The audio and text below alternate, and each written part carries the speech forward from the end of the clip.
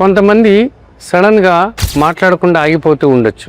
కొన్నిసార్లు వాళ్ళు ఏదైనా పని చేస్తూ రెస్పాన్స్ లేకుండా ఉండొచ్చు. ఉదాహరణకి కొంతమంది టీచర్స్ క్లాస్లో ఈ చైల్డ్ బ్లాంక్గా చూస్తున్నాడు, ఫాలో అవ్వట్లేదు అని చెప్తూ ఉంటారు. అలాగే వాళ్ళ పర్ఫార్మెన్స్ కూడా తగ్గొచ్చు. అలాగే కొద్దిమంది తింటూ ఆగిపోవచ్చు, కొద్దిమంది వేరే పని చేస్తూ ఆగిపోవచ్చు. దాన్ని మనం ఏంటి అనేది నిర్ధారణ చేసుకోవాలి తప్పకుండా. చాలా సార్లు యాబ్సెంట్ సీజర్స్ అంటారు, అంటే ఆ టైంలో మనిషి ఏమీ చేయకుండా ఆగిపోతూ ఉంటాడు. సో దాన్ని మనం తేలిగ్గా తీసుకోకూడదు. ఎస్పెషల్లీ ఒక్కోసారి క్లాస్ లో అటెన్షన్ లేకపోవటం వలన కూడా జరగచ్చు. కానీ వాళ్ళ పర్ఫార్మెన్స్ తగ్గుతున్నప్పుడు మనం ఖచ్చితంగా ఇలా రిపీటెడ్ గా వచ్చినప్పుడు డాక్టర్ని సంప్రదించి మనం ఈజీ లాంటి టెస్టులు చేయించుకుంటే అది సీజరా లేకపోతే మామూలుగా సాధారణ అటెన్షన్ లేకపోవటమా అనేది తెలుస్తుంది. ఎప్పుడూ కూడా అలక్ష్యం చేయకుండా న్యూరాలజిస్ట్ ని సంప్రదించి అది యాబ్సెంట్ సీజర్స్ అయి ఉండొచ్చు, లేదంటే కాంప్లెక్స్ పార్షియల్ సీజర్స్ అయి ఉండొచ్చు అని నిర్ధారణ చేసుకుని దానికి తగ్గ ట్రీట్మెంట్ తీసుకుంటే ఫ్యూచర్ లో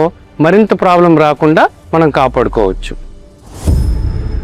If you found this video useful, like, comment, and subscribe for more health updates.